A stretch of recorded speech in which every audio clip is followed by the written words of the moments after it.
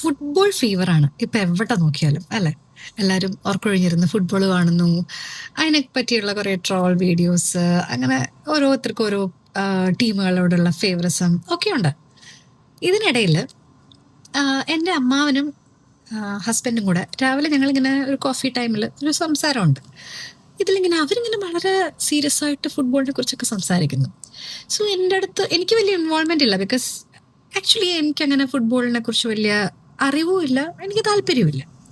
ഇങ്ങനെ സംസാരിക്കുന്നതിനിടയിൽ ഹസ്ബൻഡ് എൻ്റെ അടുത്ത് നിനക്ക് ഫുട്ബോൾ ഇഷ്ടമല്ല എന്നൊക്കെ പറഞ്ഞ് ഭയങ്കര ഒരു കളിയാക്കല്, രണ്ടുപേരും കൂടി, അമ്മാവനും ഹസ്ബൻഡും കൂടി. തമാശക്കാണ്, പക്ഷെ അപ്പൊ എനിക്ക് വന്നൊരു തോട്ടുണ്ട്. ഫുട്ബോൾ അറിയാത്തവരെയും അല്ലെങ്കിൽ ഫുട്ബോൾ കളി ഇഷ്ടമല്ലാത്തവരെയും ഒരുപാട് കളിയാക്കിയും അവരെയൊക്കെ വളരെ മോശമായിട്ട് ചിത്രീകരിച്ചും കൊണ്ടൊക്കെയുള്ള രീതിയിൽ ഒരുപാട് റീലുകൾ വീഡിയോസും ഒക്കെ ഞാൻ കണ്ടിരുന്നു. പ്രത്യേകിച്ച് സ്ത്രീകളെ കുറിച്ച്. പെൺകുട്ടികൾക്ക് മെസ്സി കാണാൻ കൊള്ളാവുന്നതുകൊണ്ട് മെസ്സി, അല്ലെങ്കിൽ ഒരു റൊണാൾഡോ, ഇവരെ രണ്ടുപേരെ അറിയുള്ളൂ എന്നുള്ള രീതിയിൽ.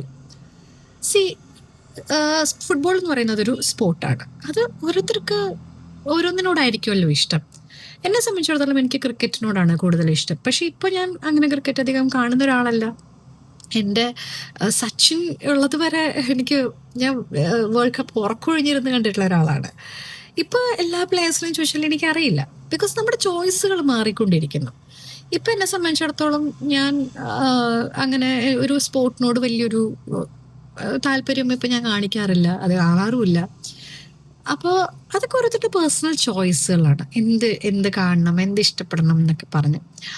അതിനെയൊക്കെ ഒരാളുടെ ക്യാരക്ടറെ അല്ലെങ്കിൽ അവരുടെ ക്യാരക്ടർ അത് വെച്ച് ജഡ്ജ് ചെയ്യുക, അവർക്ക് അറിയാത്തതിനെ അവരെ കളിയാക്കുക, അങ്ങനെയൊക്കെ പറയുന്നതിൽ ഒരു അർത്ഥവും ഉണ്ടെന്ന് എനിക്ക് തോന്നുന്നില്ല.